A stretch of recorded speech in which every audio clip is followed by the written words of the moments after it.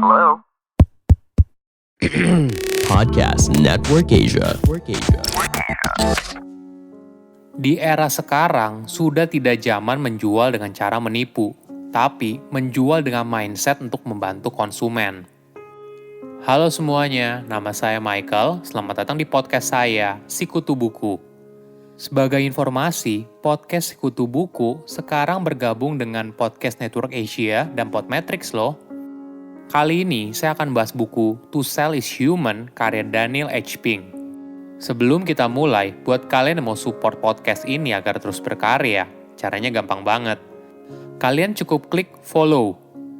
Dukungan kalian membantu banget supaya kita bisa rutin posting dan bersama-sama belajar di podcast ini. Buku ini membahas kalau keahlian untuk menjual bukan hanya bagi kamu yang bekerja di bidang penjualan, tapi hampir setiap orang, apapun yang kamu lakukan, pasti ada aktivitas menjual yang kamu lakukan. Entah itu menjual ide, membujuk orang lain untuk melakukan sesuatu, dan sebagainya. Ibaratnya di zaman sekarang, hampir semua orang merupakan tenaga penjual. Memang, pekerjaan ini seringkali identik dengan hal yang negatif, karena kita pikir tenaga penjual hanya ingin untungnya saja dan merugikan pembeli. Namun, di era sekarang di mana informasi tersedia sangat mudah, pembeli jadi bisa punya informasi yang cukup dan mampu memilih mana tenaga penjual yang jujur dan tidak. Itulah yang mendorong para tenaga penjual harus punya pendekatan baru tentang bagaimana menjual yang jujur. Saya merangkumnya menjadi 3 hal penting dari buku ini. Pertama, semua orang harus bisa menjual. Di era sekarang, pekerjaan sebagai tenaga penjual bukan hanya eksklusif bagi orang yang tugasnya di bagian penjualan. Tapi, hampir semua bagian perusahaan juga melakukan aktivitas penjualan. Contohnya begini, perusahaan software Atlassian menghasilkan pendapatan hingga $100 juta pada tahun 2011 tanpa adanya satupun karyawan yang khusus menjadi tenaga penjual. Mindset kalau setiap orang di dalam perusahaan juga punya tugas untuk menjual produk atau jasa perusahaan sudah banyak diadopsi di berbagai perusahaan. Apalagi di perusahaan startup di mana sumber dayanya sangat terbatas. Mungkin kamu merasa pekerjaan kamu sekarang tidak membutuhkan keahlian menjual. Tapi riset membuktikan kalau orang menghabiskan 40% waktu mereka pada aktivitas menjual tanpa menghasilkan penjualan. Maksudnya begini, walaupun kita tidak menjual produk atau jasa kepada orang lain, pasti kita terlibat dalam aktivitas seperti membujuk, meyakinkan, atau mempengaruhi orang lain. Dengan kata lain, kita menghabiskan hampir sebagian waktu kita untuk menggerakkan orang lain menuju tujuan yang kita inginkan. Kegiatan menjual tanpa penjualan mungkin paling penting di area pendidikan dan kesehatan.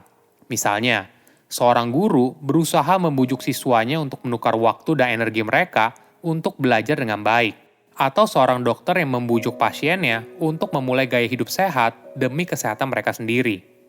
Jadi, walaupun kita tidak berada dalam posisi tenaga penjual, namun keahlian ini sangat penting dan bisa membantu kita dalam mencapai tujuan yang kita inginkan dalam hidup.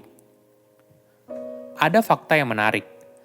Berlawanan dengan kepercayaan banyak orang, tenaga penjual paling sukses bukanlah seorang ekstrovert. Mereka adalah ambivert. Ekstrovert seringkali terlalu sibuk dengan diri mereka sendiri. Mereka terlalu banyak bicara dan terlalu sedikit mendengarkan. Sedangkan seorang introvert terlalu malu untuk memulai percakapan dan terlalu tidak enak hati untuk menghentikan percakapan. Keahlian menjual membutuhkan keseimbangan antara introvert dan ekstrovert. Jika kamu adalah seorang ekstrovert, cobalah untuk membuat lebih sedikit pernyataan dan ajukan lebih banyak pertanyaan. Kurangi bicara, dan perbanyak mendengar. Jika kamu seorang introvert, berlatih pertanyaan kamu kepada calon pembeli terlebih dahulu. Buatlah diri kamu untuk tersenyum dan duduk tegak ketika bertemu dengan calon pembeli. Kedua, cara baru dalam menjual. Daniel memberikan rumus baru dalam menjual, yaitu ABC, Attunement, Buoyancy, dan Clarity. Kita akan bahas satu persatu ya. Attunement adalah kemampuan kita untuk melihat segala sesuatu dari sudut pandang orang lain dan bergerak dari sana. Ini merupakan poin penting apabila kita ingin menggerakkan orang lain. Namun, attunement itu berbeda dengan empathy. Jika empati adalah soal memahami apa yang orang lain rasakan, tapi attunement adalah soal memahami apa yang orang lain pikirkan. Tentu saja empati itu penting, namun riset menunjukkan ketika kita ingin mengarahkan seseorang, berbicara dari perspektif kognitif ternyata lebih penting. Kedua adalah buoyancy. Ini adalah kemampuan untuk tidak putus asa walaupun mengalami penolakan berkali-kali. Bagaimana caranya agar kita bisa terus semangat walaupun seringkali ditolak? Mungkin banyak orang menyarankan untuk melakukan motivasi diri sendiri. Namun riset menunjukkan lebih baik kita menggunakan interrogative self-talk. Cara ini bisa dilakukan melalui pertanyaan, bagaimana cara saya bisa menjualnya? Hal ini akan membuat diri kita fokus pada masalah yang dihadapi dan berusaha mencari solusi terbaik. Selain itu, orang yang tidak mudah menyerah setelah ditolak biasanya memiliki sudut pandang yang lebih positif tentang hidup. Hal ini penting karena ketika kamu berpikir positif, kamu punya sudut pandang yang lebih luas dan melihat masalah yang dihadapi oleh konsumen dengan lebih baik. Hasilnya, kamu bisa menawarkan solusi alternatif ketika solusi yang kamu tawarkan ditolak. Ketiga adalah clarity. Ini adalah kemampuan untuk membantu seseorang melihat situasi dari sudut pandang yang baru. Ada perspektif yang menarik. Ketika menyelesaikan sebuah masalah, kita jangan terlalu fokus pada solusinya apa. Tapi yang jauh lebih penting, apakah kita sudah menemukan masalah yang tepat atau belum? Ini jauh lebih penting sebelum kita mencari solusinya apa. Karena masalah yang berbeda tentu saja butuh solusi yang berbeda. Cara mencari masalah yang tepat yaitu dengan bertanya kepada konsumen dan berusaha menemukan apa masalah utama yang mereka hadapi.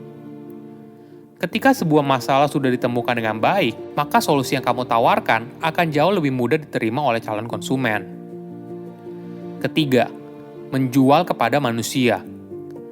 Di era sekarang, di mana informasi yang tersedia sangat banyak, maka kalimat persuasif untuk penjualan harus semakin singkat.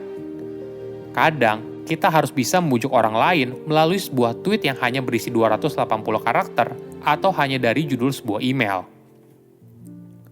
Bahkan di era sekarang, kalimat persuasif bukan lagi berbentuk kalimat, tapi menjadi satu kata seperti kampanye Presiden Obama pada tahun 2012 lalu, yaitu forward. Namun tentu saja, tidak boleh sekedar pendek, tapi harus bisa menyentuh. Inilah seni dalam menjual. Kita tidak boleh lupa kalau kita menjual kepada manusia. Oleh karena itu, sentuhan pribadi itu penting. Ada contoh sederhana bagaimana cara kita memberikan layanan kepada seorang konsumen secara personal. Pemilik restoran yang menaruh foto dan nomor teleponnya di dinding dan mendorong konsumen untuk menghubunginya apabila ada keluhan, membuat konsumen merasa dilayani secara pribadi. Dan hal ini akan membuat mereka kembali lagi ke restoran tersebut.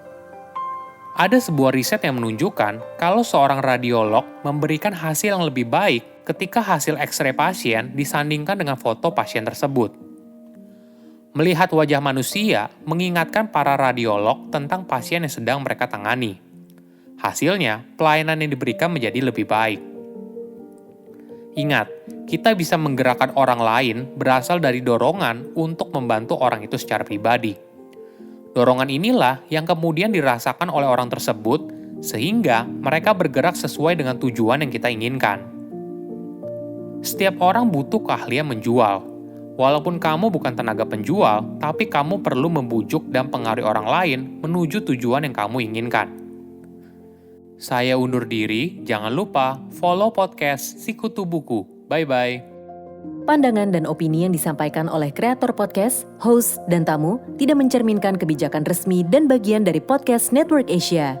Setiap konten yang disampaikan mereka di dalam podcast adalah opini mereka sendiri dan tidak bermaksud untuk merugikan agama, grup etnik, perkumpulan, organisasi, perusahaan, perorangan, atau siapapun dan apapun.